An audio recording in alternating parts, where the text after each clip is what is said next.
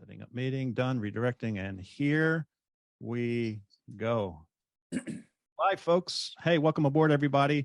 A special video edition of the Fact Hunter podcast on this Thursday afternoon. It's September 1st. Hard to believe it's September already. Let's first introduce where it's after 2 o'clock in the morning. Thank you so much for getting up nice and early for us. It's Kayla from Australia. How you doing, young lady? Good to see you. Nice to see you too, George. I'm well and very tired, but so excited to be here. All right. And of course, our very special guest today is Mr. David Weiss, and he hails from the East Coast of the United States, where he was born and raised. He began his flat Earth journey where he left his very lucrative corporate job, started his own company. As a hobby, he hosted his own conspiracy comedy show at a New York City comedy club for 3 years.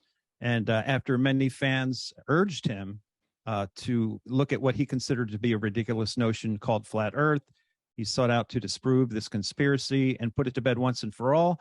And several years later, he has his own app, and he's spreading the word, on flat Earth. And he's been on really some notable guest appearances on InfoWars, Talk is Jericho, and of course, Sam Tripoli's Tinfoil Hat, among many other. Please help me welcome the one and only David Weiss. Hey, how are you doing, Dave? Hey, thanks for having me. So I take it you guys are flat earthers. I wasn't sure.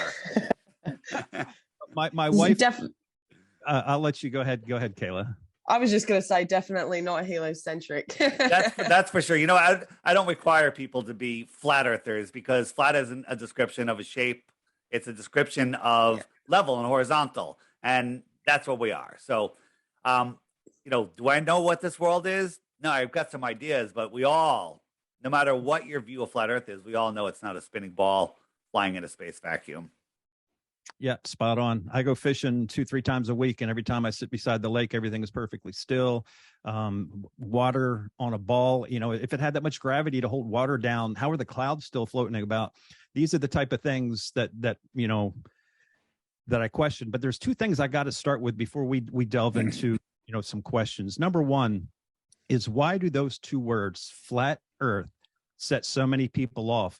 And the reason I say that is, I think if you polled the truth community, I would say upwards of 75% at a minimum believe that the moon landing was fake or staged, however you want to put it.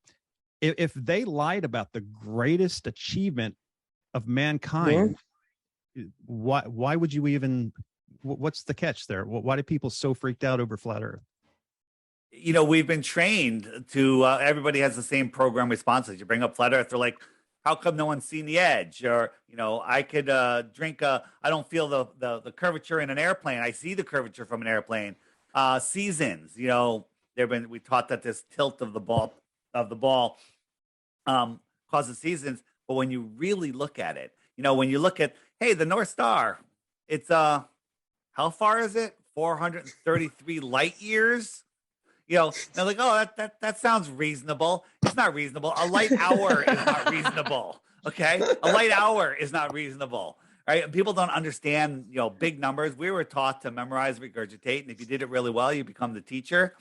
And we're taught to laugh at the programming. Hats off to the Rockefeller-funded, school system. They've really got people. When you mention flat Earth, I tell people, go to an 11-year-old boy or girl and go, hey, guess what? The Earth is flat. Kid will chop your head off. He'll throw you at so many facts, so many points at you. They're so indoctrinated that your whole life is built around that view. And it's only when you try to debunk flat Earth, right? But most people are trained not to look at it, to refuse to look at it. So I was all over the place on that rant, but there you go. Sorry, George. I asked my 6-year-old yesterday, because we talk about everything. And I asked him yesterday, I was like, hey, what happens when you spin a ball with water on the outside of it? And he just looked at me and he goes, it comes off. I was just like, exactly. Think about this. The Earth is spinning at 1,000 miles an hour. Those oceans should bulge at the equator. Neil deGrasse Tyson, the high priest of scientism, says that it does, 14 miles high, right? 14 miles high. That's higher than Mount Everest. What? Okay, that's what he says, that it bulges at the equator is 14 miles high. So my question is, where's a good viewing spot to see that 14-mile high mountain? And when you're in an airplane cruising at cruising altitude of 5 miles high, at like if I'm flying from North America to South America, at what point do I triple my altitude to skim over a hump of water? Okay. When they're not self-correcting for the 1 degree turn. Yeah. and it's just like the problem is when you look into flat Earth and you start thinking and using the 90% of your brain that they tell you that you don't need, that you don't use. That's what they teach you in school. You only use 10% of your brain. When you start doing that, your ego goes, wait a minute. The stuff I believe, what you're telling me now is going to make me look like such an idiot. I don't want to look at this, right? Because all of us that looked into it, we look back and go, how the hell did we ever believe that nonsense, right? But the brainwashing is so strong. It's so strong. It's mind-blowing to watch. And, we all like waking people up because it's unplugging them from the matrix. The matrix is a prison for your mind. Well, what's a prison for your mind? The globe, right? Your thoughts create your reality. Those wizards that are running this world that we call the elite, they're getting us to use our thoughts to create the world that they want. They're getting us with predictive programming and all these events to focus on this stuff, send that energy out there, when in reality, we shouldn't be doing that. We should be sending our energy to where we want this world to be, right? The only power anyone has over you is in your imagination, right? Any of it. And once you start realizing this and taking it into your life and practicing it, you unplug from that matrix. You stop giving them power. If we stop playing on their globe monopoly board and stop using their stupid monopoly money, they're finished. They're done. It's over. Yeah, very wise words. And by the way, obviously on YouTube, you want to keep away from certain subjects, but exactly what you were just talking about, if people would have learned over the past 2.5 years, don't let them control your life. Don't let them tell you what to do. Nobody's forcing anything upon you. The words, I had no choice, don't exist. And, right. Sometime I can tell you firsthand how my wife lost her job because she refused to roll up her sleeve. She's a RN and she said, nope, no dice. We persevered. We're still going. Good for you. Good for you. You're the real heroes are the people that stood up. I've never put on a mask. I did once to get into a hospital. My daughter had an accident and I wore a bandana. So once, here's something funny. All these wars, we're Russia, enemy, China, bad guy, all of these countries, we're all at war, right? Wars are all a put up, okay? All of these countries, except there might be some like little countries that do some stupid things, right? But they're all in it together, right? That's hard for many people to write. What about the Cold War? Like how many battles of the Cold War were there? Okay, there was none, 0, okay? But everyone's fighting over this, fighting over that, resources this, resources that, and like our gas prices are $6-7 a gallon, and we're sending oil and gas to other countries, okay? And so we can import theirs. That never made any sense to me, right? So there's 2 things that all of the countries in the world agree upon. Everybody needs to do this, and nobody can go to Antarctica unsupervised, okay? What the hell is up with that? That. Yeah. And so, like, people, wait a minute, there's 100 different companies you could book a trip to Antarctica. First, they price it out of most people's range. Minimum is like 10 grand, I think. And then, 10 to 50 grand to go there for 3 days on a boat where you just go to this little outer island. Okay. And that's it. They don't let you go explore. They don't let you go to the outer lands.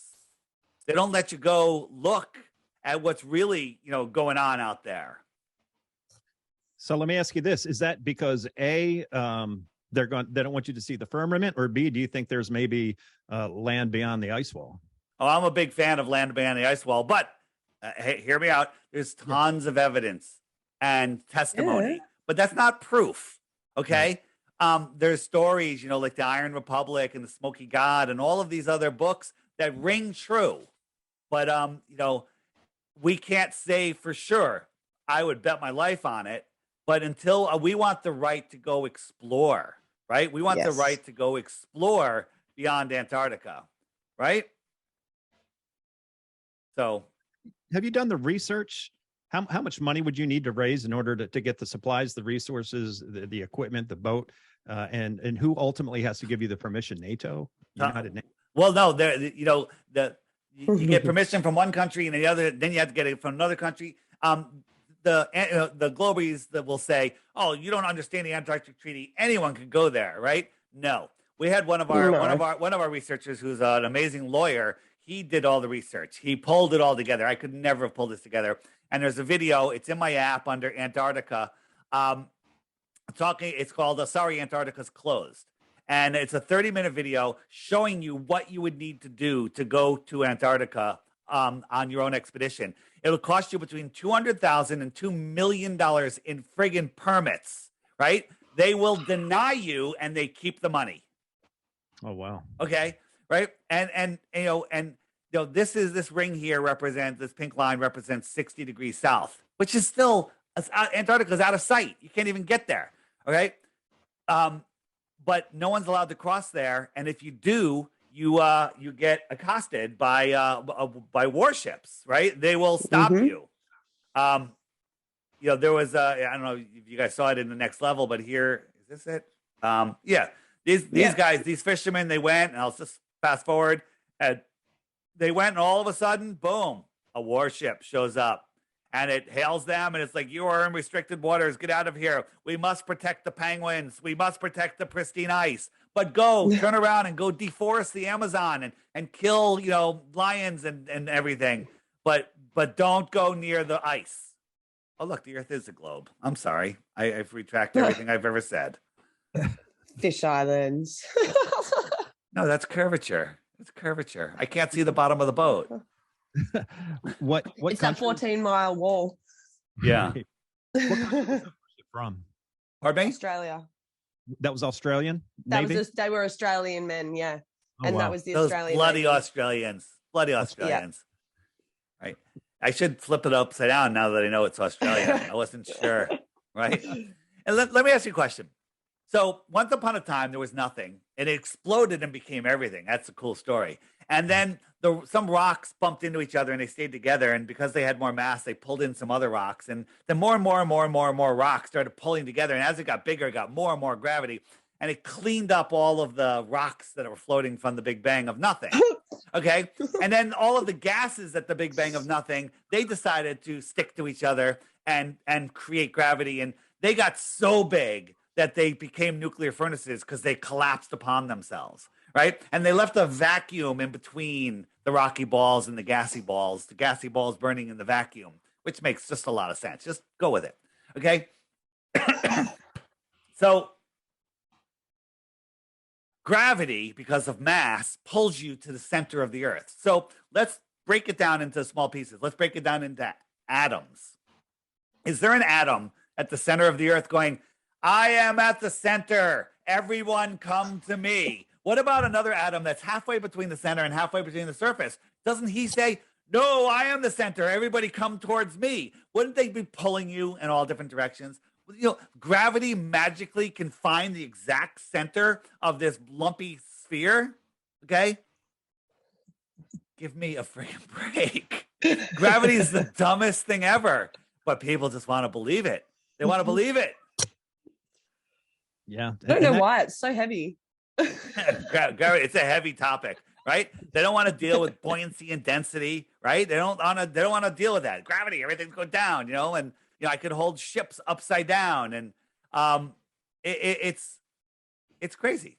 It's absolutely crazy, right? This is going on in Australia, okay? But for you, this is going on here in the north, okay? Because I'm upside down and you're not, on your spinning ball that water doesn't bulge to the side, that's adjacent to a vacuum. We got a rock surrounded by water that's held down by gravity, that's holding on to the air, that's adjacent to a void.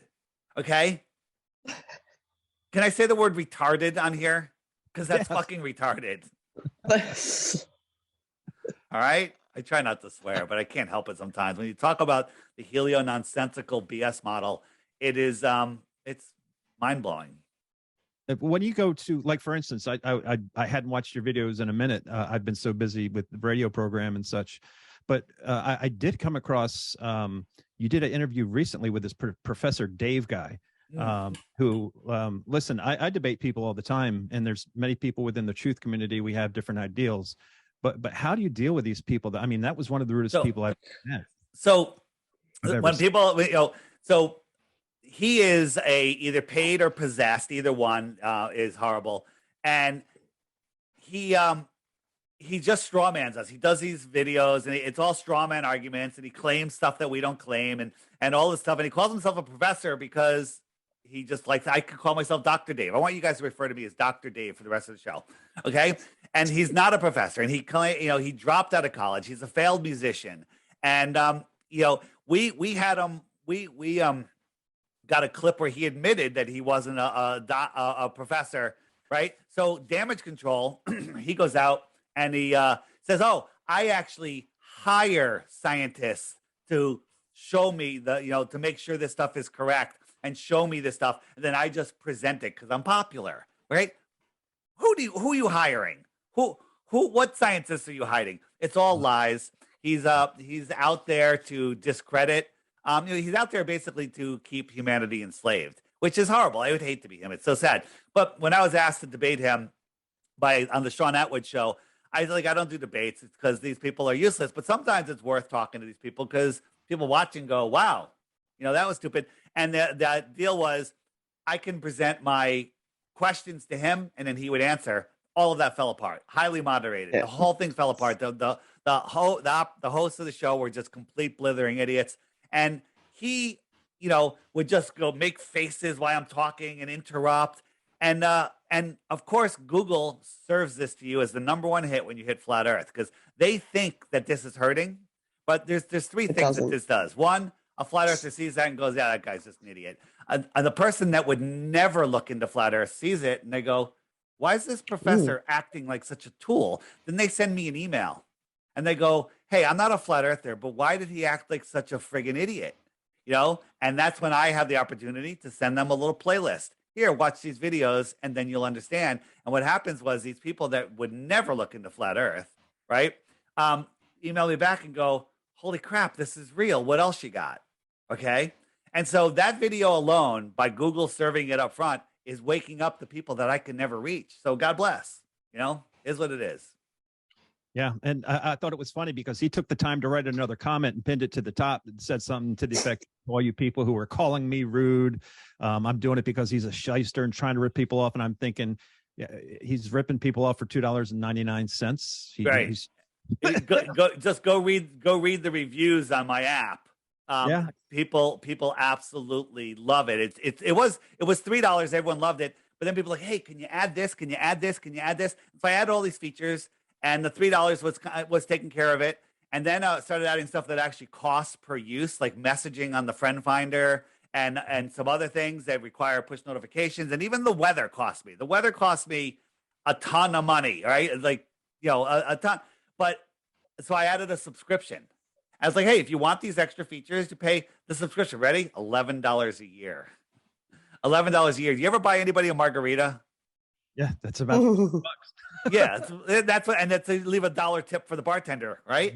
$10 for the margarita. So you're buying me a margarita, and that gives you a year of awesomeness. And it's about to get really better. The messaging. I don't know if you guys have used the friend finder on here. Have you used the friend finder? My wife has. It's incredible how many people are on that right now. It's all over the world. Yeah. So the friend finder here. Let's go to Australia. So I'll type in Australia. Yes, Australia. So we'll go to Australia, zoom out a little bit. Here. Where are we? And so let that load. And these are all of the people that you can find around you. They're coming. It's just my internet's a little wonky. And then you can tap on a dot and you can see who they are. If they filled out a profile, you can message them. You can send out a group chat. Why is it not loading? Of course. You can send out a group chat. Very interesting. Well, let that go for a minute while I talk. And you can send out a group message, say, "Hey, I'm having a meetup." We did it in New York recently. 100 people showed up, or 80 people showed up. And it's a blast, and people are making new friends, finding jobs. People are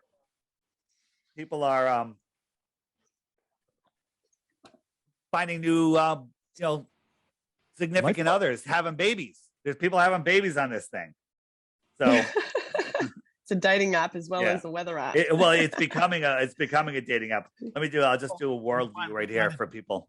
Great way to find people. Yeah, here we are in Australia. We got a good number of people here. Other side. You're on the other side. Where? Yeah, I'm in Western Australia. All right. Yeah. We got some people. I got a group of people here. Look at all of them. Look at us. Yeah. So you can go out there and guess what? Here's the thing about this. The friend finder is the best thing ever, because you go out into the sea of NPCs and just lost people. How many of them, like you go to a party, there's 100 people there. How many of them could be a good friend? It's a small number, right? We're in a minority, but all of the dots on here, like let's look at the United States, all of these dots, every single one of those persons is a good candidate to be a best friend, if not, significant other. So there's a lot of people. Look at it all. Yeah. And this is just the beginning. It's just starting. And the messaging system right now is a little wonky, but literally I just got off a conference call. We're almost done. I'm thinking another week, maybe. Hope you're listening, Rampreet. And then we'll have a new messaging system which will be like iMessage on an iPhone, but better. You have groups. You'll be able to do all sorts of stuff. You'll be able to send out, polls. You'll be able to send out like invitations, check yes, check no, all sorts of amazing stuff. But, here we are. And people say, the Globers say, flat Earth is dying. Look, there's no searching for it on Google. Oh, yeah, they're searching for it, but people aren't searching for it because they know that Google feeds them garbage, right? Flat Earth is growing so fast, they are petrified because every single one of these dots knows that the nonsense for the last 2.5 years is nonsense. Every single one of these dots knows that, that the elite of this world, I hate using that word, they are not here for our best interests. Is that fair to say? Yeah, that's not on. Right. And one thing a lot of people don't know about you, which I should add, some people just think you just came in and started doing flat Earth. I've seen videos as far back as 2015 when you were breaking down the Boston Marathon. Oh yeah, you saw my interview on Caravan of Midnight with PK. Yep. That was I'll admit that was mostly PK's work. Him and I worked together, but I'll give him 90% of the credit on that, maybe even 95.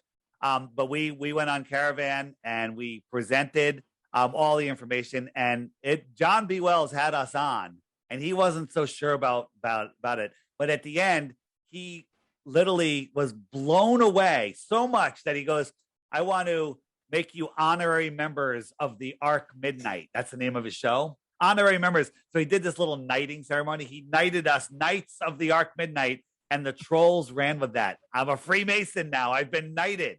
It's like I was put on the wall of fame, and I've been taken off now because he hates flat Earth, and I tried to introduce him to flat Earth, and he just took me off the wall of fame. So that's kind of funny. Flash in the pan. Okay. Yeah. Did you have questions? I've always got questions. I've got so many questions, it hurts. I don't know where to start. I'll just interject whenever I can. You start here at the frequently asked questions, and all of your questions are answered here. They're all there. They're all there. Good. Ask a question. I dare you. Okay, so the shape of the Earth, right? So let's get over the fact that we believe that there's no such thing as a globe, right? We don't live on a globe. Now let's get to the interesting part and explore the world around us, right? What is your theory? What is your hope or thought towards like the outskirts? Like what have you found reference wise, say in some, like, have you found any old writings or anything like that you want, like that you've found in reference to the shape of the Earth? Like I found lots and lots of references towards like a toroidal shape. Yeah, there's so much. All the ancient teachings and stuff. Everyone, the whole world was flat Earth until like the mid 1900s. People, wait a minute, what about Aristophanes 2,000 years ago? Made up story, nonsense. But in here, once you get by all all of Alex's conspiracy music guru's new books for kids. Amazing. If you have kids, you need all of these books. Best teaching tools ever. But if you look down, the Iron Republic is one of my favorites. Have you read that or listened to it? Yeah.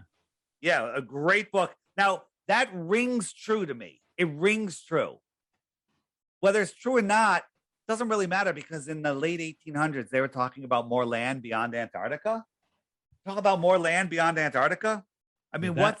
There's a whole nother rabbit hole.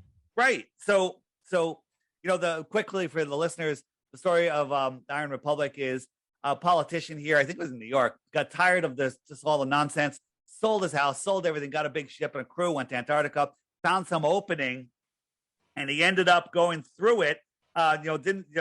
This channel didn't know what was happening, and maybe he went through here. Then he was lost at sea for a month or so, and then they finally found a land, and they found a city, and then like a boat came out and goes, "Hey, where are you from?" And they're like, "Oh, we're from America." It's like, "Well, this is the Iron Republic," and they're like, "Where's that?" He goes, "It's on the other side of the ice, about the same distance as America is." And then he went in, talked about this advanced society. He ended up staying there for years. He got married. Then his wife died, and he got distraught, and he got his ship back, and he went back, and he brought some evidence here back to Florida, wrote a series of articles about this. And here's something interesting. It was in Florida Magazine, right? You can't find a single copy of Florida Magazine anywhere. Okay. There's one PDF of one of the versions that you can find online, but you want to find, the second Time magazine, an old, the first Playboy, whatever. You want to find anything, you can find it on eBay somewhere. Everything is available somewhere for a price. You can put up $1 million reward, and you're not going to find this magazine. They don't want you having these originals, because this needs to be wiped out, right? So again, do we have the proof? No. Are we lacking, the proof that it's where the evidence, I call it a preponderance of evidence. There's too much evidence to believe that, there's not extra land, extra territory, extraterrestrials. From where? Extraterrestrials from the outer space, the inner space, the outer space, right? And think about this. This is physically possible. Outer space above us in the heliocentric world is scientifically impossible. Impossible. It came from nothing. It turned into balls and gases, separated in a vacuum. They tell us the nebula is a big gassy thing that creates stars. Dust. It's made of dust and gas. Explain to me how you have dust and gas in a vacuum. Just free floating dust and gas in a vacuum that's collapsing upon itself. Nuclear style. It's like talking about the plane that crashed in Shanksville. When you tell somebody, the 9/11 story about the plane that crashed in Shanksville, that the heroes, they took over the plane, and it crashed at such a steep angle and so fast that the ground liquefied, swallowed the plane, and then re-solidified so deep that they can't ever dig it out. Right? You tell someone that, they go, "I don't believe that's the true story." Well, it's not a true story, but it's the official story. Right. Okay. So you tell a glober the official story about his globy world. They won't. They just don't believe it. And you guys have seen this map, right? So let's say we lived here, right? We have these outer lands and more outer lands. Well, then there's other ponds that all have their own suns. More ponds. And each pond 10, 20, 50,000 miles away, 100,000 miles away. Who cares? Okay. Nothing compared to astronomical distances. Again, scientifically, physically possible. And a small piece of the plane, you know what they call a small piece of the plane? A planete. A piece of the plane. Planet. A planete. Planet. A piece of the plane. And this is why people that don't understand flat Earth before they enter the subject get so aggressively angry and upset by being confronted like even the potentiality of being confronted by that is terrifying to that ideal in their subconscious. You know what I mean? Like that's the way it's been programmed. It's been programmed to be a scary thing to see this stuff, right? Like, I don't know. That's so definitive of cognitive dissonance. There are so many subjects these days where people are so desperately cognitively dissonant, right? That you wonder how they're alive even still. You know what I mean? Like, how do you decide to drink a bottle of water with that sort of dissonance? You know? Right. Did they say what about asteroids and the craters on the Earth? Yes. Did you guys see this space debris that supposedly fell out of the sky? Whether it's man-made, extraterrestrial, whatever. It landed in a sheep farm. Sheep farm, right? And it's stuck into the ground, right? This is what it came in at 15,000 miles an hour. How fast was that flight? Whatever flight number hit in Shanksville. How fast was that going? And the ground liquefied, swallowed that empty tin tube, and re-solidified. But this can't penetrate the ground at 15,000 miles an hour. Kind of like the rocket that can't break through the firmament. How fast could that plane have hit? 1,000 miles an hour? I doubt it. But let's say 3,000 miles an hour, just for fun. Okay, the wings would rip off at 3,000 miles an hour. Okay, but this happens. Okay, and nobody cares. Nobody cares. Nobody cares, right? And people say, what about craters, right? Craters are there. There's a couple things. They're methane craters. They're geysers, right? And then when they dry up, they say, oh, they're meteor craters. These are geysers versus craters. Here's a crater, and this is a geyser. What's the difference? It's full of water. Yeah. So let me ask you this: that quote unquote meteor or whatever that hit, was it Russia or Siberia 5, 6, 7 years ago? What do you think that was? I think that was a weapon shot from an airplane, shot from a military weapon as a test, or just go, oh, let's give them another, let's give them something to talk about. Let's give them another distraction. I can argue over it all you want. So it came in, of course, some random cars had their cameras going, and and they captured it. And then it blew up before it hit the ground. There's no pieces, and some windows blew out. It always happens. Why do meteors, we live on a spinning ball, okay? We live on a spinning ball, right? And meteors are randomly going, why do they always hit in Russia, in northern Russia, okay? What the fuck is up with Russia, okay? Right? Give me a break. It's so stupid. They're box bears. They can take on the meteors, all right? Yeah. Maybe they're more magnetic. Maybe they've got like a more heavy gravity right there in the center of their land, where it just like sucks everything in like a black hole. Yeah. And then, there's so many proofs of flat Earth. People go, there's no proof of flat Earth. There's a million proofs of globe Earth. Opposite is true. Proofable, because I'm offering 3 Bitcoins for 1 globe proof, and I still have not given away 3 Bitcoins. Okay. And the only thing the Globers have is they go, stars, look at the stars, look at the movement of the stars. And I say, first, the optics of the sky are no way to prove the shape of the Earth. But the other problem is the distances and brightnesses, right? The inverse square law. We're taught that when we look at a star, the star could have burned out 1 million years ago, but that light is still traveling to us. Light doesn't travel like when you throw a rock. It doesn't travel like that. Light spreads out, okay? Just like sound spreads out. If you were standing right here, you could hear me. But if you were a mile away, that sound spreads out, unaudible, right? Because it thins out. Light does the same thing. Not a theory. Get a small box and put a little light in the middle of it. And then take a light meter and read the wall. It says, okay, let's say it says 5 lumens. Great. Now put it in a bigger box and read the wall again. It says, 1 lumen. Huh, interesting. Now take it out of the box and just let it light up the room and measure the wall. Oh, it says 1/16 of a lumen.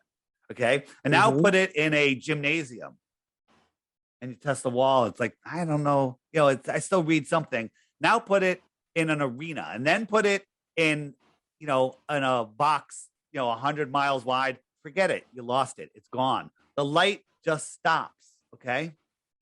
The light stops.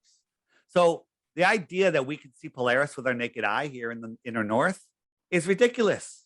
We can see it, but it can't be a star 48 times bigger than our sun. 48 times bigger than our sun. So if it was 48 times farther than our sun, it would be the size of our sun, just like our sun is 400 times bigger than the moon, 400 times farther. So they look the same. So that's something that they claim, that is kind of provable. So if we made the Polaris 48 times farther, it would be the same size. Well, we can prove that, our sun is the size of a coin held at arm's length. It's gigantic if it was right next to us. It'd fill the whole sky. If we doubled the distance, it would be too small to see. If we made it 8 times as far, its magnitude's too small for our eye to see, ignoring the brightness issue. Our brightness, every time you double the distance of something, it's a quarter of the brightness. So we can scientifically prove that the angular size of the sun, excluding the brightness, is too small at 8 times the distance. 8 times the distance of our sun is 1 light hour. So if Polaris was 48 light hours away, 2 light days, we couldn't see it. And how far is Polaris? It's not double that, 4 light days. It's not 8 light days. It's not 16 light days. It's not 64 light. It's 433 light years away. Okay? That is absolute and total nonsense. Absolute total nonsense. And then the other thing is the optics of the sky. Can we go over a couple illusions, if you will? Right?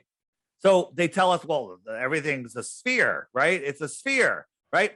So is this the sun setting? Is this the moon? What do you think this is? Train. It's a train. Oh, yeah, it's a train. It's a train. Well, you can see the tracks now, and it's coming. Now, is that what shape is the light on that train? Looks round. Square. Looks round. Right? Yeah. It looks round, right? But as this train approaches us, we're going to notice, I'll just speed it up a little bit. Bam. It's going to get bigger. Bam. Here it comes. So watch what happens. So it looks like a sphere. It's pretty damn close. It looks like a sphere. But as it gets a little closer, all of a sudden our eyes can resolve it.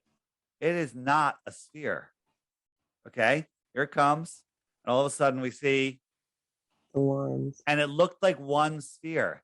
So when we look up at the lights in the sky and go, that looks like a sphere, you're crazy. Everything merges together and becomes a sphere. Everything becomes a sphere optically, right? And then when you want to talk about the way things move, right? Where's my other one? You want to talk about the way things move in the sky? You guys have seen. Here we go. Is that it? Oh, this is this is I got a light and I'm moving it straight across and it looks like it's rising inside this dome and setting.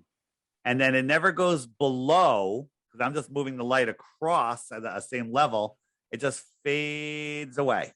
And then when I bring it back, you'll watch it rise up. It's making a big curve, but in reality, the light itself, the real light, the source of the light, is not making that curve. Okay? Right? So, where are my...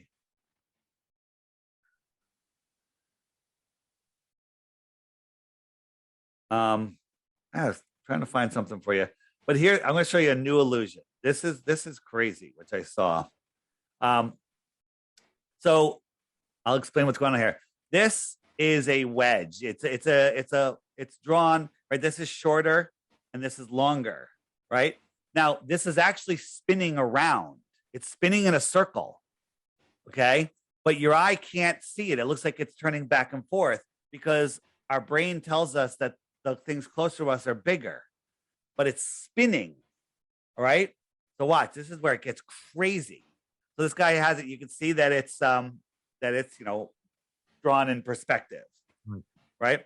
And so now he's going to put a pen with a piece of tape through the window, right? And your brain thinks it's a window, and he's just going to get it to balance there, and he's going to spin it. What do you think is going to happen? Because your brain thinks it's going like this, right? When in reality, it's spinning all the way around. but your brain is going to be able to see the pen spin around. Ready? This is going to blow your mind. Right? So as it turns. Whoa. Oh, no. That's amazing. Unless you can touch it and measure it, you cannot claim you know what shape it is, how far it is, what size it is, any of that. It's like the trick with the pen or whatever, when you like it makes it look like it's wobbling. Right. This is worse than that, though. I mean, but you can see you can see the real shape of this thing, but it's spinning around. It's not waving back and forth. That's insane. That's really cool. Yeah. It's spinning around in a circle. Optical illusion. Yeah. Oh, that is so cool. It's spinning around in a circle, and your brain can't sort it out. Right? That is phenomenal. Can you please send that clip? I need that. That is amazing. That is such remind me after I'll send you a video. them. And you know that these two tables are the same size, width, and dimension, right? Piece of paper on here, piece of paper on there. But your brain, even now that I showed you, can't sort it out. Exactly. Normally, you're shown an illusion and you could sort it out. Your brain can't sort this out. Same size. Well, so I had this epiphany the other day, right? Because I talk about this stuff out loud all the time, and I've rocked a few people around me to the core, right? And one of the guys I know, he's an engineer, and he is super logical. He is so straight down the line, and he's been on it for probably about 1.5 years. I don't let up. I never stop. And he's come to me in the last 6 weeks, and he's been like, you know what? I think you're right. And I'm like, it's not about being right. It's about being true. Right. But he did this thing where he was like, here's something for the Matrix. Right. So his truck that he drives is, say, like 1.5 meters wide. Right. If you go and measure a bus that holds like quadruple the amount of people with a center aisle in it, they're both the same width. How do you gain a whole extra row of seats and an aisle down the middle and still have the same width, the 1.5 meter width that a normal car would have? And yet you don't go over the lines on the road and things like that. It was just an interesting optical illusion. It's very nice. similar. So Very similar to the tables. Looking up into the sky and going, the moon looks round. You know, I think the moon is round, but I can't claim that it's round, right? I can't claim that it's a sphere. It could be round, right? It could be. Show your people this. I'm sure. Do you think the moon? What do you think about the moon? I think that it's the biggest mystery of all. Yes. I think the moon is insane mystery, right? For our spheres, you don't know how big they are until now you touch it, you have an idea. Okay, is this one flat or is this one a sphere or is it something else? It looks like a sphere, right? But it's not. It's flat. And this one, is that a sphere or is it flat? Right? Yeah. Cup. Okay. That is so cool. Again, unless you can touch it and measure it, you can't claim anything. But what we can do, as I talked about with Polaris, when someone goes, well, I could see Polaris from here and you can't see it from there. What does that prove? That proves that Polaris is not 433 million light years away. You wouldn't be able to see it from it. 433 light years, not million. You wouldn't be able to prove it, right? What's a light year? The distance light travels in a year, right? 4.5 light years is 25 trillion miles. Okay. What? That is four and a half light years is 20. But people don't understand how much a trillion is, right? Do you know how many seconds, how long a trillion seconds is? No. Trillion seconds? 1 trillion seconds. 36,000 years. 31,000 years. You're the closest guess ever. Okay. Oh, wow. 31,000 years. 1 trillion seconds. So imagine the US was in debt for $1 trillion and they're going to pay it off $1 every second, right? It would be 31,000 years before they finish paying it off. But we'd never be in debt $1 trillion. That's crazy. Could you imagine? Yeah. Could you imagine if we were in debt $1 trillion? It'd be unpayable. Speaking of the moon, I know, and listen, there's things in God's creation that I think man will just never know. And it's our job to, this is what we do. We talk about it. We hypothesize, but what about eclipses? Eclipses are very good. Eclipses, in my mind, prove the Earth is flat for sure. And people are like, wait a minute, eclipses prove that all of these different things that they told us they prove. They told us that they prove. But the Seleninian eclipse, where you can see the sun and the moon above the horizon, and the shadow comes in from the top of the moon. That's I don't think that could work. The other thing is, when you try to hold a basketball against the wall and put a spotlight on it, and it makes a nice shadow. Move it a foot away, it makes a nice bigger shadow. Move it 10 feet away, the shadow kind of fades out. It doesn't leave a sharp line, right? And move it 100 feet away, you won't even see the shadow. So how the hell do we have, when there's a solar eclipse, a 70-mile wide shadow that tracks across, the world? How do we have that? They said so. Yeah. They said, right. So here's my, this is a real eclipse that I filmed, a little hazy. And this is the eclipse that I created. So here's a real eclipse filmed. And we noticed this. What is this? Yes. Right? What are those things? This is a lens flare because it's moving, but this one isn't moving. It's locked to the sun. Okay. So at this time, the sun was eclipsed about this much, like 85%. But this is just so bright, it's blowing out the lens. But it is eclipsed that much. Okay. So why does this match? Why is this also eclipsed? And my answer is, this is the projector. This is the real source. The real source that's projecting the sun that we see. It's always there, but you can't see it because the sun's so bright. But during an eclipse, when the conditions are right, if you're in the right place, you can actually see the source. So no one's ever seen the moon, if it's the moon that's eclipsing it, come eclipse or depart. You can't see it here, but it's behind the sun that we see. Here's the real source. Here's the eclipse thing that's happening, but this is what we see. So you don't see the thing, you just see the eclipse. No one has ever seen the moon. It might be the moon, I don't know. Okay? So here it is again with a thinner sheet. And look, the eclipse is coming in. And look, right here, what's this? This is the projector behind the sheet. Does it match what we see in reality? Oh, sure does. wow. It sure does. Wow. That's so cool. Now that's evidence. That's evidence. That is evidence. Well, I don't know what it is of. I have $1 and change in my pocket. What is it? Is it 4 quarters? Is it 10 dimes? Is it 5 dimes and 4 quarters? 2 quarters? Is it 100 pennies? Okay. Yeah. There's plenty of answers, but the heliocentric model doesn't work, right? Doesn't work at all. Doesn't provide them. When you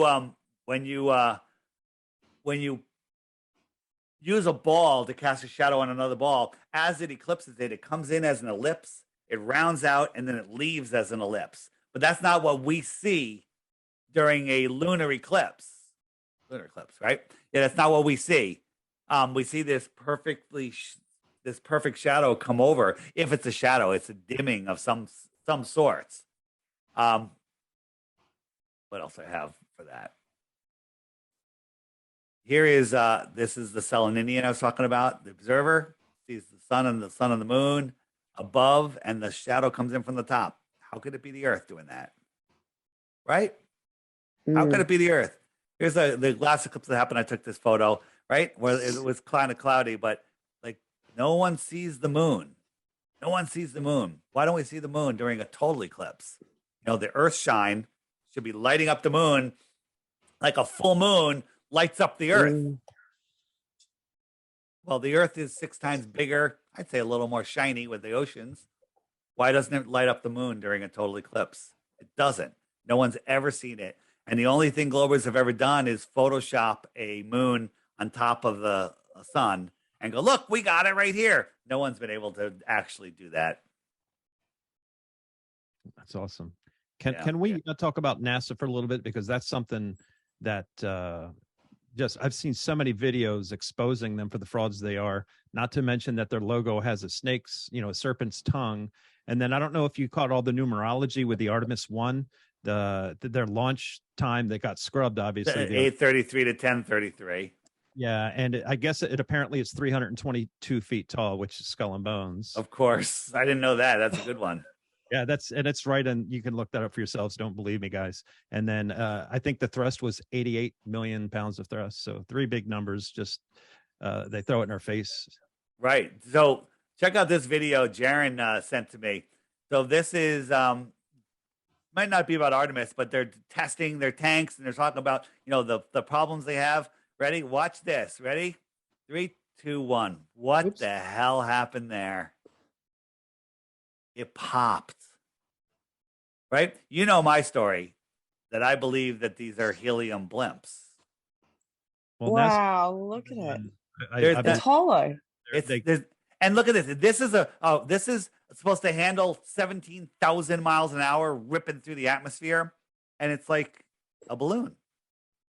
It's a balloon. I'm going to prove to you it's a balloon right now. Isn't NASA the #1 consumer of helium? And they own all of the major helium companies in the world. I didn't know that. So check this out. What is this? Of course they do. What is this? Is that one of the rockets that This come is off? the external tank on the space shuttle. Remember, it had the big orange tank. And they clip them. And when it takes off, it goes upside down. Why does it go upside down? Gravity. Well, because I'm just joking. it's because the whole thing is a balloon. No one's on there. No one. What do you mean no one's on there? What about the Challenger astronauts? Okay, forget it. All right, we'll get into that in a moment. But here's the thing: is this falling back to Earth? The story is this 40,000-pound steel tank, 40,000 pounds empty, burns up and dissolves before it hits the Earth. Like, look how close the clouds are. Okay, is this falling or is it floating? All right, it gets worse. Guess who's filming this? They're filming it from a window on the space shuttle that's rocketing off into space. So it's going up at 17,000 miles an hour. This thing is falling down. And he's filming it? Get the hell out of here. Get the hell out of here. On the app, there's a button called Rockets Are Balloons. Worth the price of the app just for that button. If you watch that, your entire childhood is finished. Okay? All space is finished, right? But here's something that happened. I think it's on this video. There's a cloaked, for lack of a better word, craft that we think is a recovery craft that's going to go by. You're going to see it in a second. It might not be on this one. I'll show you on the app. It's easier. Oh, there it is. You see it? There it is. Yep. There it is. There it is. Yep. And we enhanced it, and it looks like some sort of craft that's there to recover this, right? But they're filming this on the way up. Think about that. Even if they were in a helicopter, that thing would just be gone. It'd be gone. It'd be gone in a second, right? And if it was traveling at any high velocity speed, it would be pointing up. Right. And the other thing is they say that it's going sideways at 17,000 miles an hour. That's why it's not falling, because it's going around the curvature of the Earth like a satellite. How could this thing go sideways in the atmosphere? The aerodynamics of that, the aerodynamics are absolute insanity. Absolute insanity, right? And look at this. This one, which one is this one? This one is this the wobble? Man, now you say that, man. Look at it. It's blowing around. It's a blimp. This is a blimp. This is a blimp, and this is a blimp. Oh, wow, too. look at it. It's wobbling, right? 4 million pounds. Right? So check this out. Okay. 4 million pounds this thing weighs at takeoff, right? So these jets are going to blow out, I would say superheated air, but let's just say blowing out air at over 17,000 miles an hour. These people are nowhere near there. It's just edited to make you think that they're there. They're so far away they can't even see it. Okay? But look at the fence that's right next to that. You ever see what a tornado does to a fence? ties it in knots, rips the concrete out of the ground. That's 300 miles an hour of room temperature air. This fence should be atomized. Doesn't wobble. Doesn't go in there. Yeah. Now watch this. Watch. It goes up and then back down again. How does 4 million pounds go up and down? Okay. Right. And now look how slow it's going. Right. And it turns on its back. Why? Because the helium tank on this side is heavier than the balloon on this side.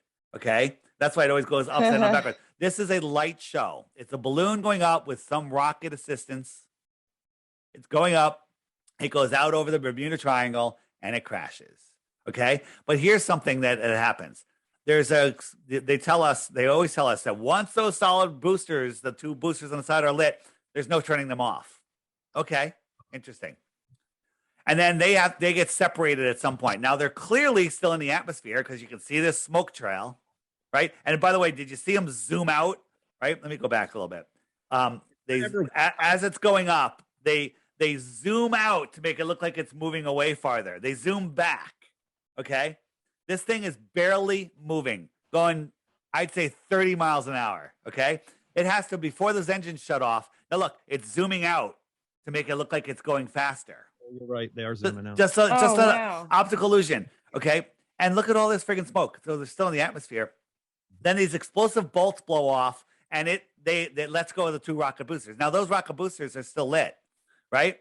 And if I had sound on here, if you just Google a space shuttle launch, you'll see this video. You hear it at the exact same second that it happens. Well, it should be a minimum of 90 seconds later before you hear it. Okay. Yeah. But here's the problem. Clearly still in the atmosphere. You can see the wind. You can see everything. When these things go off, look, they're going sideways. They're not getting, they should, like sticking your arm out of a car. Stick your arm out of an airplane at 300, 400 miles an hour. It'll rip your arm off. These things are going sideways at thousands of miles an hour, faster than the SR-71 could go. Right? Oh, wow. Look at it. Absolute and total, complete nonsense. Right? Complete, total nonsense. And again, it only gets up so far and it starts. Yeah. I think you're seeing a cartoon at that point. Look, windy launch. Look, it's rocking like a bouncy house. Wow. Look at it. All right. Right. Now think about this stuff. Think about this. A 747 cannot go as fast as the SR-71. The SR-71 could go Mach 3.2, 2,190 some odd miles an hour. Okay. Any faster, it starts ripping apart. This razor blade, aerodynamic. No, it's not painted because it gets so hot the paint would just burn off. This aerodynamic, something aerodynamic might not get as hot as something not aerodynamic. The paint would burn off. And it can't go faster than Mach 3.2. However, this hunk of junk, this garbage can that has PVC pipe going down, and the connection on this thing is literally like a flat piece of metal, not even aerodynamic, none of this stuff. This thing is going Mach 33, there you go, 32,000 miles an hour, 22,000 miles an hour. Okay? In the atmosphere, this thing is going 10 times friggin' faster than this. And the paint doesn't come off. The aerodynamics, there's so many freaking problems with this, right? And then, but this all goes back to, well, what about Sarah Macaulay, whatever her name was, Christopher Macaulay, right? You guys know about the Challenger crew, right? Yeah, they all had twins. They all had twins, so 6 of them did. And twins are still alive. And the twins use their same name, right? And one of them, I think it was Dick Scobie, he had a company called Cows and Trees, and the logo was a cow flying through the air like a rocket ship, leaving a twirly, smoky loop, which looks just like the Challenger smoky loop. Of course. Right? Problem is, none of them showed up at their siblings' funerals. Really? Think that's weird? A twin not showing up and speaking at your funeral? Don't you think every single one of them would have spoken at the funeral, let alone showed up? Absolutely. Not if they were those people. This is a lie so big that people just go, I can't deal with it. Right? The problem is when you show someone's evidence so strong, their ego goes, I'm not looking at this because it's going to ruin everything I've ever believed in. And they rather live a lie. and that just makes them, in my mind, more of an NPC than human. This is overwhelming evidence, scientifically provable. And we catch NASA fake. You guys have seen all the stuff they do faking on the space station, hang them from wires, green screens, screw ups. Whether they do it on purpose, I go back and forth. Like maybe they are just that stupid, or maybe they're doing it on purpose to see who notices. Maybe they just don't care. Maybe they just don't care. Maybe they do it to make us argue. Maybe they do it just to make us argue over it, right? Yeah, that too. Yeah, because that's their main one. Their number one goal is to make sure that none of us are cohesive enough with anything that we can work together to work this shit out. Yeah. And this guy, no paint, pretty damn aerodynamic. This guy goes 10 times faster with a big blimp, tucked to it. Okay. And this thing is actually just a jet. It's got jet engines, and that's why it has jets escorting it in, so you don't hear the engines. So like, those engine noises were coming from the jets escorting it in. This is a plane. This is a friggin' modified jet. Isn't don't they say the ISS, the International Space Station, don't they say it's going like 17 or 18,000 miles per hour? 17,500 miles an hour. But it's all relative. There's nothing, there's no air up there, so you wouldn't even notice that you're moving. That's what they say. Yeah. Just like we don't notice we're spinning? Yeah. I mean, we could be spinning at 1,000,000 miles an hour. It doesn't matter because everything's relative, right? But they don't understand. Spinning is changing your trajectory. You change your trajectory. People go, well, it's only look at the hour hand on a clock. That's moving twice as fast as the equator. Bullshit. That hour hand is circling around twice the angular speed, but that's not the difference. And the difference is, get a rock, get a weight on the end of a long string and get it spinning around. Spin it and then let the line out, and let it. You can go slower and slower and slower the farther out you get it, and it'll stay up in the air, right? And then at the same time, when you got that 20-foot thing spinning around and you're spinning and it's staying up in the air, get another weight on a 5-inch string and hold it and see if it goes out. It doesn't. No. It's that tangential, is that the word? Speed that matters. Okay. The world would explode if it was spinning at the speed that they tell us. You're still going on, if you're on a merry-go-round, it's going around once a day, you barely notice you're moving. You fall asleep. And you wake up and go, oh, look, I did move. Right? But expand that out to 24 miles wide. Now it's going a mile an hour. 24 miles in circumference. It's going a mile an hour. Okay. Now expand it out to 24,000 miles. Right? That's the equator. 24,000. Right? About that. Now it's going 1,000 miles an hour. Imagine you're sitting on a horse on the edge of that 24,000 mile circumference disc. Okay. You're going 1,000 miles an hour. You're moving off that tangent line at a mile a minute. You think you'd notice? Speaking of that type of thing, one thing I definitely wanted to say was I back when I was in the military, I was in a Black Hawk unit, UH-60s helicopters.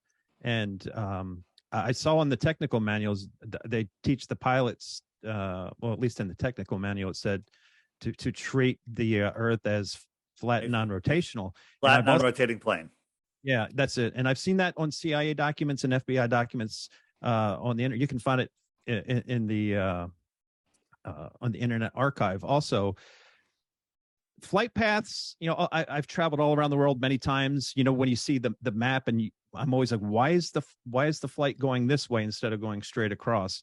And then have pilots come out? Have you ever had any pilots come out and say, hey, I don't think this globe thing's for real, because, there's got to be something about, flying a planes and on a globe that why are the pilots always tipping their nose down, or what's the story with that? Pilots have come out, astronauts have spoken out, but you don't hear from them. They all lose their jobs. There was a Polish astronaut that came out and said in an interview, someone asked him about flat Earth, and he goes, I think he said, the Earth is flat. No one's been to space, I could assure you, or something like that.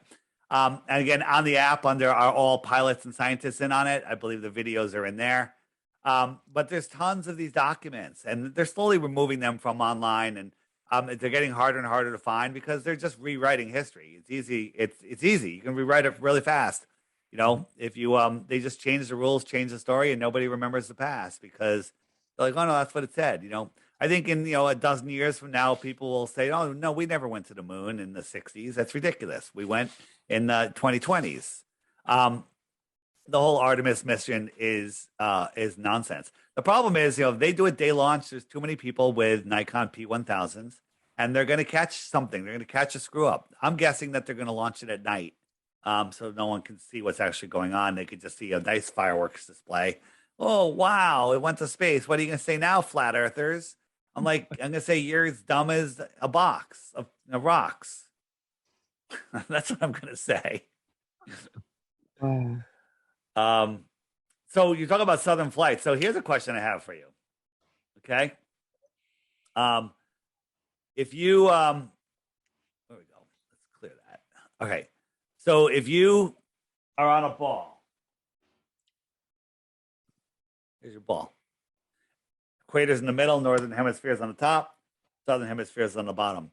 And you could pick any two locations in the north, any two airports anywhere in the north, both the origin and the destination in the north. Would you ever need to go below the equator? Right? There's the equator. I want to go from here to there, or to here, or to here, or to here, or to here, or to here. Anywhere, would you ever need to go below the equator to get there if you lived on a globe? You're right. And no flight going from a northern airport to another northern airport ever crosses the equator. Makes sense, right? Yeah. How about a southern flight from a southern airport to another southern airport? Would it ever need to go up above across the equator? The southern. There's a lot more ocean in the southern hemisphere. Doesn't matter. That doesn't matter. On a ball, and you want to go from Australia, okay, to Santiago, right? Oh, that would be the shortest trip right there. Yeah, or Africa. Bam, shortest trip right there. Right? Why would you go up across the equator and then back down? And don't say, well, it's a long stretch of ocean, because there's plenty of long stretches of ocean. But many southern flights cross the equator multiple times. Right? So this one goes all the way up to Singal and then all the way back down here to Johannesburg. Why didn't it just cut across here? No, because it's not flat. It's double flatten the map out. So flatten the map, boom. Makes a lot more sense now. Okay. And here's another one, right? This one goes all the way up to Los Angeles. Well, that's a pretty big stretch of ocean. Why don't you just go across here? Right? Why don't you go across here? Because look, bam, pretty much a straight line. Need some fuel. It's a long flight. Crosses twice. Why not just stay on the bottom and just cut across there? I know you're not allowed to fly over Antarctica. We got to protect the ice and the penguins. Right? Here's another one. Again, up to Los Angeles. Now the Globies go, yeah, you don't run an airline. They got passengers up there. They got a hub up there. They got to trade planes, trade pilots. They got to pick up other passengers. Baloney. Okay. There's plenty of people that want to go to Lima, Peru to fill up an airplane and go, but it never does it. It goes up and down, almost doubling the distance. That's because it's a straight line. Now, the answer, the way to shut those globies down right away is to look at the emergency landings. Okay. Many times someone's having a baby, someone's having a heart attack. They got to land the plane fast. Okay. So New York to Hawaii, they decided to go all the way up to Seattle. I think it's like about 1,000 miles out of the way. Wow. And they got there remarkably fast. Okay. Well, look, Seattle's right on that flight plan. Wow. Straight line. Well, that could just be a coincidence. Let's look at another one. Okay. Here's one. They went to Moscow. Look how far Moscow is. What is that? 1,500 miles? Yeah. Look, Moscow, right on the flight plan. Why is that? Right? What about this one? Dallas to Beijing, Calgary. That's a bit out of the way, don't you think? right? Why did it go to Calgary, right? What the hell's going on? Calgary's right on the line. How many times does this have to happen? It happened 17 times, but when this book was made, 16 times, 16 emergency landings proving flat Earth. Now, don't believe this. This is a meme. We all grew up on memes. They showed us the meme of the section of the Earth and the molten magnet, okay, in the center. That's a meme. There's zero proof of it. There's actually proof that it's not the truth. This documents everything, the stories, the flight plans, the news articles, everything. And then you can see for yourself. This is available, by the way, on, I'm not showing you the book. Look at me, I'm pointing at nothing. It's available on lulu.com if you want the hardcover, or it's free online. There's a free PDF. Just Google 16 emergency landings, proving flat Earth, PDF book. But I love the coffee table book because you put it on your table, it looks nice, and you have some friends over, you're having a drink, and you go do some stuff in the kitchen, they accidentally pick up the book, and you come back, they're flat earthers, right? Boom. That's good stuff. Hey, honey, I went to Dave's for dinner, and guess what? I'm a flat earther now. When people start to research it, it's really important. Well, the problem is they start to research it, they Google flat Earth, and if they believe what Google serves them, they're ridiculous. That's why I created the app, the Flat Earth, Sun, Moon, and Zodiac Clock app. It answers all your questions, and the challenge I give people is every day there's a new video. Click it right here and watch it for 2 weeks. At the end of that 2 weeks, if you think that the Earth is still a globe, send me one proof, and you win 3 Bitcoins. But before you do, you have to hit the frequently asked questions button, and your question is probably answered there. But if it's not, send me your question, and I'll direct you to the best proof. Tons and tons of stuff. Great images, like when you're sitting with somebody talking to them, and they're like, "What do you mean the Earth is a pond?" And you could pull up and you could show them the extraterrestrial, extra land. And there's also, if you go way to the bottom, let it load because I just loaded it. Great memes. Some people have contributed some phenomenal memes. Here they come. And memes are a great way to teach people stuff because they look at it, they see stuff visually, they think, and it's a great way to do it. And then also the web button, tons of resources here. Okay, but here are my 2 favorite TikTokers. These guys kill it. Here are my interviews, all sorts of fun stuff on here. And 2 things that I encourage people to check. Go ahead. Rockets are blimps. Rockets are balloons. Careful. There goes your childhood if you click that button. Go ahead. Yeah. Well, first, when I'm in Ocean City, my sister has a house down there, Northern Virginia. NASA has one of their launching pads there. I think it's called Langley Research Center, NASA Wallops Flight Facility, something like that. And I witnessed a rocket launch, and it's the same thing. It goes up and then it just starts to flatten out. And I did a podcast last year looking at the Bermuda Triangle, and that very much could be, that's where they drop these things off at for sure. But for all those who have never researched, I encourage people to take the time to research Operation Dominic and Operation Fishbowl, which was the 50s, I think, the late 50s, and they named it Fishbowl. So think about, what these people were trying to do with the firmament. And then, of course, Werner von Braun, whether or not he was actually real or just another character on the world stage. What do you think the reason he put that on his headstone was? Was it him mocking God, or was that him kind of saying, "Hey, this is my way of letting folks know what's going on my way out the door"? It's a great question. Like we brought over in Project Paperclip, we brought over Nazi rocket scientists. Well, there are no rocket scientists. It's a story, okay? And there's some people that say that the first what was our first astronaut in space? What's his name? I'm spacing on his name. Who was the first astronaut in space? You don't know, see, because it's fake and we don't care. It's fake, yeah, because we don't care. Yeah, but exactly. the Yuri Gagarin, whatever his name is, the first Russian guy in space, Right. Same actor. Now, I hate playing this person's that person. They look the same. Their teeth are the same, right? Is it the same actor? Are they really like sticking that in our face? Is that some sort of ritual magic that they're doing, getting us to believe that these opposing forces are the same thing? That So, is Aleister Crowley 101. yeah.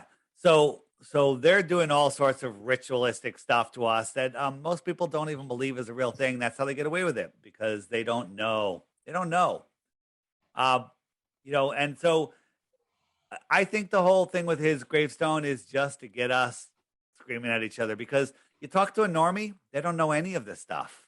They Right. don't care about us, flat earthers. Go ahead, let them be flat earthers, because they care about because there's no change. Once we see it, we've unplugged from the system. We're done. Okay. They just want to keep everyone else in the system, right? We're just a little nuisance right now, but we're growing really fast, right? We're growing super fast. And if everybody does their job now, and like, imagine if every flat earther woke up one person a week, we wouldn't make it to the end of the year.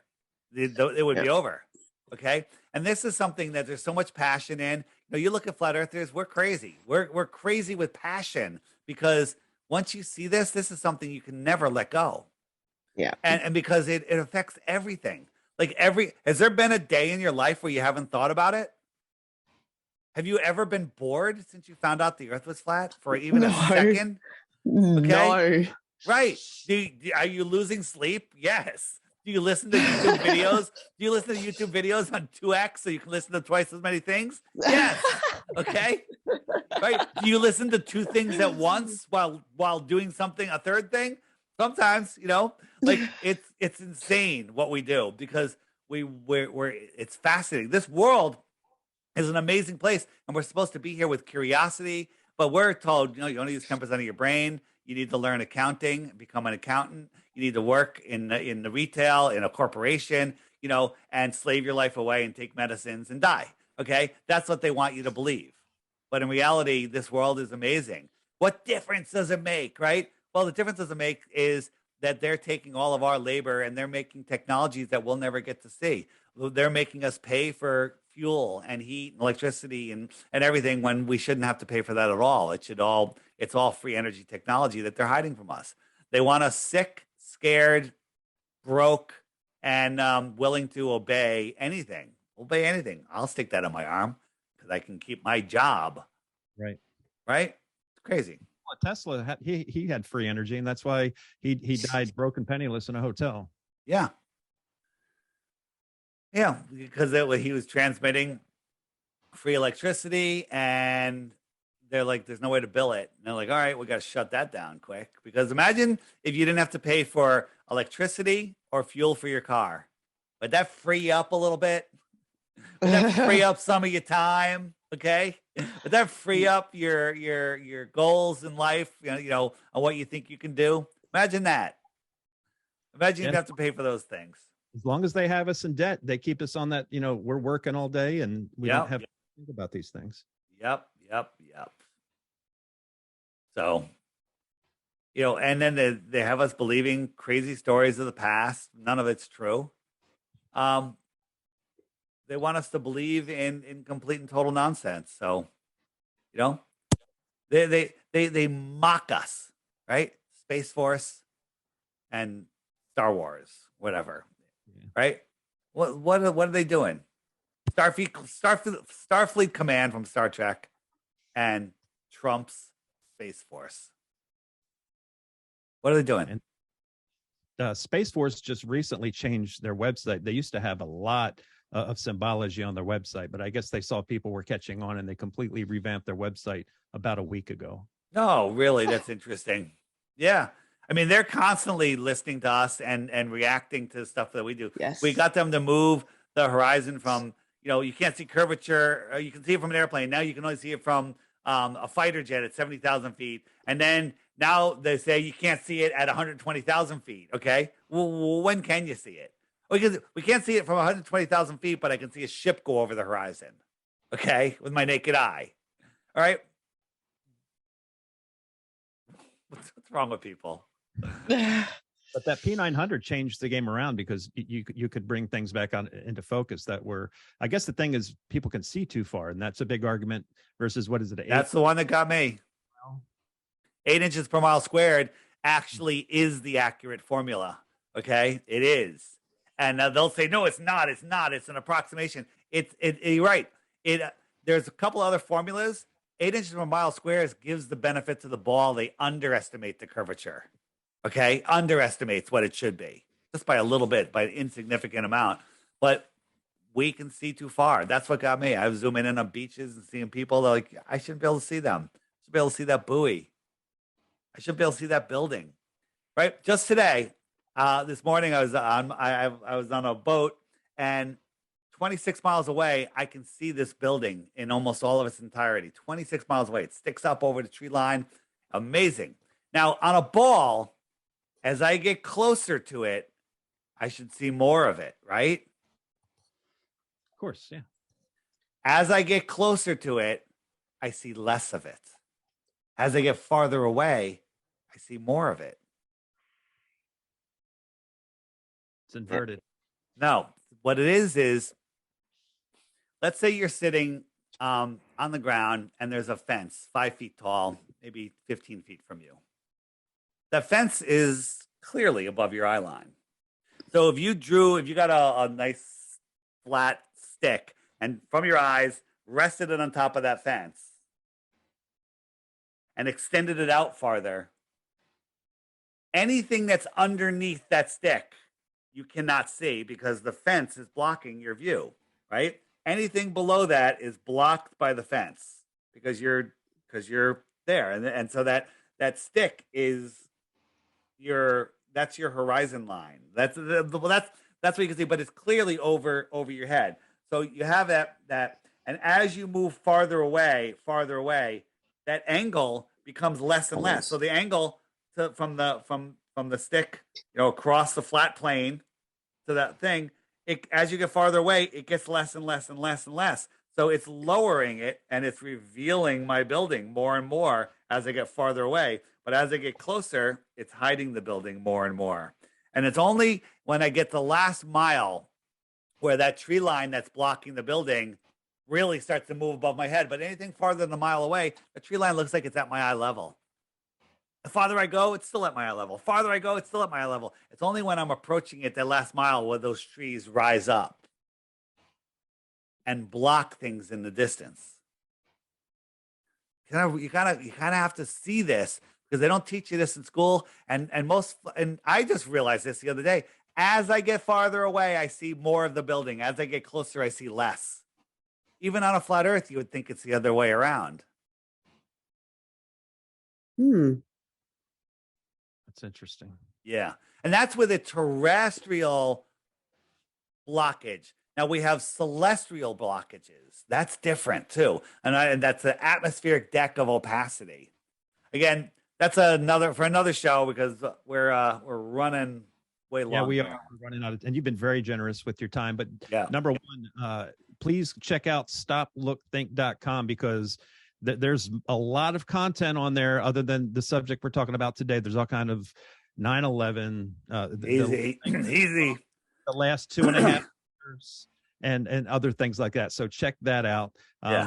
Anything left that you wanted to ask Dave? Just flatearthdave.com. That's where my app is. And the app's $3. But if you want to be able to use the weather, which is a great weather app, if you want to be able to send messages, you can receive them. But if you want to send them, you want to have the ping feature, which I don't know if you noticed, it tells you every time somebody downloads the app, which is kind of fun. Like, another flat earthers joined the team.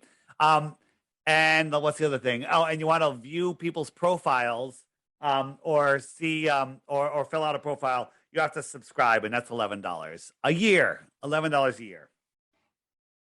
There you go. So, and it's all at flatearthdave.com. Easy to find on YouTube. Look, a new user. If you on Apple, it'll show right up. Type in flat E, it'll come right up. On Google, they're going to serve you a fake knockoff one by Globe Trolls that have the same name, and it's just horrible. But if you happen to buy their app, don't send me an email telling me my app sucks. Leave them a proper review on their app and tell people where they get the real app. Well done. flatearthdave.com. It's all there. Bam. Awesome. Caleb, would you like any last closing comments? Just thanks for sitting down and talking with us. It's just awesome to have a conversation, an open-ended conversation where everyone has sort of similar points of view. Now we can just kind of work out the crunks of it all. You know what I mean? Have fun with the ideas that we can have around it.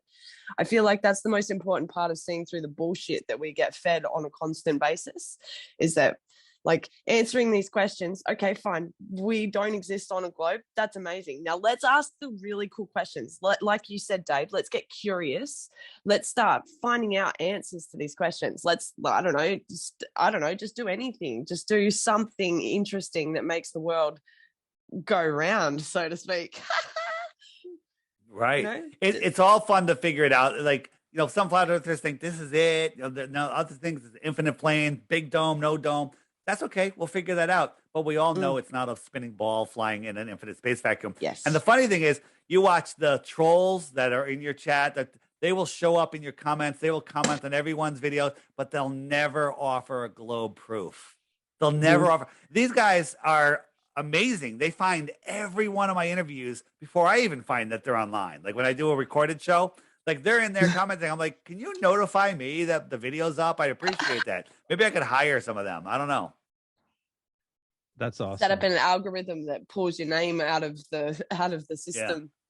Yeah. Check out. I encourage people that are wondering about Antarctica, go to the Antarctica button, watch Sorry, Antarctica's Closed, and then make up your own mind on what you think Antarctica is accessible. Yeah. Well, I've been doing this for a couple of years now, and I said from my very first episode, I'm going to broach every single subject. I will never try to influence my guest because I want them to present their case, and I always leave it up to my listener or my viewer in this case to make the decision for myself. But I still don't get to this day why it's such. Well, I do understand because I thought it was stupid too. For the I've gotten emails before, I guess from 2019 and before that, I used to just delete and move on with my life. But this is such a divisive topic, and we're in such a critical time in our nation's history. And I think this fall there's going to be a couple of let's just say flags of falseness that may be coming this fall with the major elections and stuff. So as a truth community, we need to come together and question everything. It could be. Yeah. Sorry. I was just thinking when you're talking to people and they say, look up at the sky to figure out the shape of the floor, you know, look up at the lights in your ceiling to figure out the shape of the floor in your living room. Realize that you can't, none of that matters. Directions, where you can view them from doesn't matter because we can prove that they're not the sizes and distances that they tell us. Therefore, anything in the sky is no way to prove it's flat or a globe, okay? It's unusable, and that's all they have. Look up at the sky, look at the Southern Cross, look at the North Star, right? Well, the North Star and the Southern Cross actually prove that it's not a ball because they can be seen from opposite hemispheres, deep into the opposite hemispheres when the conditions are right. So that, you know, if the heliocentric model was true, you shouldn't be able to see the Southern Cross from anywhere north of the equator, and the same thing vice versa for the North Star, but we can. Therefore, we know that the globe is a lie. What are stars? Where are they? We don't know. Okay? There you go. Yeah. And again, you've been real generous with your time. Was there anything else you wanted to put out to the masses? That is it right now. As you can see, my app just went down when they're working on the server, actually. So that is okay. It'll be back up in a few minutes. Well, kudos to you because I have an app and all it does is stream my player, and I know how much work went into that. So kudos to you. That, my goodness. I appreciate it. It's a lot of work. So I appreciate all the support. You know, if you can subscribe, that helps me develop the app further. All of the money that that the app generates goes right back into the app, and I'm trying to make this, you know, using their technology to bring us together because it's all about coming together. They want us apart. They don't want us, our heart energies connecting with each other because then we become way more powerful, and they don't like that. Amen to that. Yeah. One fight. And thanks to Kayla, it's 3:40 in the morning in Australia where she's at right now. So God bless you for that. And she is on Rumble at the Ancient Resistance Army, or are you still Ancient Mystique there?